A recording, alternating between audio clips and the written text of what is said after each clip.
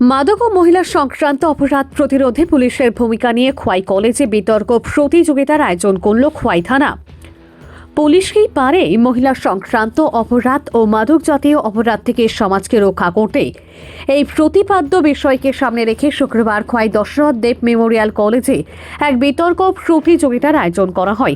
খোয়াই থানার উদ্যোগে অনুষ্ঠিত এই প্রতিযোগিতায় পক্ষে ও বিপক্ষে অংশ নেন কলেজের শিক্ষার্থীরা। অনুষ্ঠানে উপস্থিত ছিলেন খোয়াই জেলা পরিষদের সভাধিপতি অপর্ণা সিংহ রায়, খোয়াই জেলা পুলিশ সুপার রানাদিত্য দাস, মহকুমা পুলিশ আধিকারিক ডি কুদিয়া দাসু, খোয়াই জেলা স্বাস্থ্য আধিকারিক পদ্মরাম জমাতিয়া, অতিরিক্ত police super justice Joseph, Khowai থানার ওসি কৃষ্ণধন সরকার, খোয়াই জপলা ও দায়রা আদালতের পাবলিক প্রসিকিউটর অভিজিৎ ভট্টাচার্য, কলেজের অধ্যক্ষ ডক্টর খোকন মজুমদার সহ অন্যান্য বিশিষ্ট অতিথিরা। আলোচনা প্রসঙ্গে খোয়াই থানার ওসি কৃষ্ণধন সরকার বলেন, ড্রাগ শুধু একজন সেবনকারীকে ধ্বংস করে না, ধীরে ধীরে তার পরিবার, স্ত্রী, সন্তান এবং শেষ পর্যন্ত গোটা সমাজকে গ্রাস করে। মাদক সেবনের ফলে মানুষ হিতাহিত জ্ঞান হারিয়ে ফেলে, যার জেরে সড়ক দুর্ঘটনায় নিজের বা অন্যের প্রাণহানির ঘটনাও বাড়ছে। বর্তমানে চুরি ও ডাকাতের মতো অপরাধ বৃদ্ধির পেছনেও অধিকাংশ ক্ষেত্রে মাদক সেবন বড় কারণ হয়ে দাঁড়িয়েছে বলে তিনি উল্লেখ করেন। পাশাপাশি মহিলা সংক্রান্ত অপরাধ ও HIV সংক্রমণের ক্ষেত্রেও মাদকের ভূমিকা উদ্বেগজনক বলে জানান তিনি।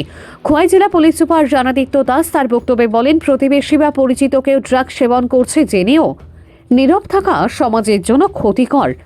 এই প্রবণতার বিরুদ্ধে সমাজকেই এগিয়ে আসতে হবে। তিনি জানান, 2024 সালের তুলনায় 2025 সালে খোয়াই জেলায় NDPS মামলার সংখ্যা প্রায় 30 থেকে 40% বেড়েছে।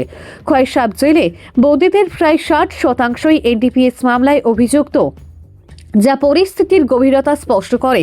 অনুষ্ঠানে উপস্থিত অন্যান্য অতিথিরাও মাদক বিরোধী সচেতনতা নিয়ে আলোচনা করেন এবং ড্রাগস মুক্ত সমাজ গঠনে পুলিশ ও সাধারণ মানুষের যৌথ উদ্যোগের প্রয়োজনীয়তার উপর জোর দেন। আলোচনা সভা শেষে বিতর্ক প্রতিযোগিতা শুরু হয়। সেখানে কলেজ পড়ুয়া ছাত্রছাত্রীরা সক্রিয় অংশগ্রহণ করে। গোপাল সিংহের রিপোর্ট, আসাম প্রাইম নেটওয়ার্ক। দুটো কথা বলি। এক হলো, আমাদের পুলিশের থেকে, খোয়াই ডিস্ট্রিক্ট পুলিশের থেকে বা আমাদের থানার তরফ থেকে চেষ্টা করছে ড্রাগসের উপর। আমাদের সবাই এখানে সবাই অবগত আছে, আমাদের এখানে জিরো টলারেন্স নীতি নিয়ে এগোচ্ছে। প্লাস আমরা খোয়াই ডিস্ট্রিক্ট পুলিশও তার থেকে বেরিয়ে যাচ্ছি না, আমরা সবসময় ড্রাগসের এগেইনস্টে যাচ্ছি। একটু বলছি, এটা কমপ্লেসেন্টের কিছু না বা আত্মসন্তুষ্টির কোনো জায়গা নেই। আমি যদি একটু তালিকা করি, করাটা উচিত না, কারণ আমাদের অনেক কাজ করার বাকি আছে, করতে হবে, এটা কন্টিনিউ প্রসেস।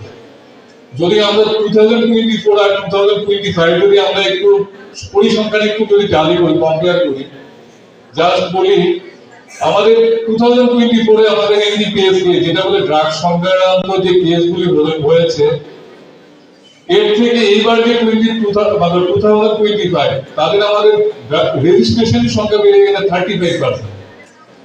তাহলে বোঝা যায় কিভাবে এফেক্ট হচ্ছে। সেম ভাবে আমাদের যে অপরাধী ধরা পড়েছিল ড্রাগসে, প্রায় 40% আমরা এক্সট্রা আমরা ধরেছি। অনেকেই আছে, যদি কেউ জেলে, আমাদের সাব ডিভিশন জেলে যদি কেউ পরিদর্শনে যায়, দেখবে যে ম্যাক্সিমামই আমাদের আসামি হলো NDPS এর আসামি। কমসে মোটামুটি প্রায় 60-70% হলো NDPS এর আসামি।